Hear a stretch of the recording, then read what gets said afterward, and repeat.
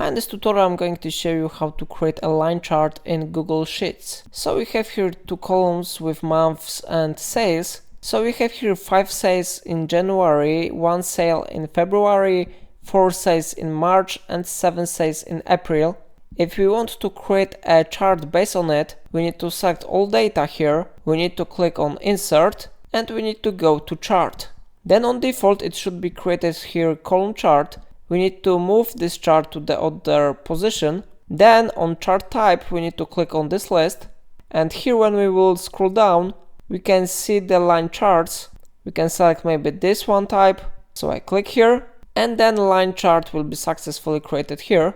Of course we can try different chart type if you want. For example, I can select this one, smooth line chart.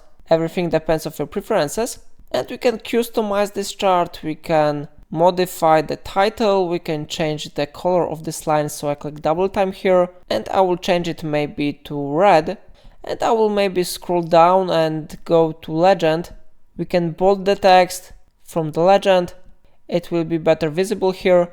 We can modify grid lines and text if you want, or you can modify horizontal axis or vertical axis, everything depends on your preferences. For example, we can show axis line and bold label format.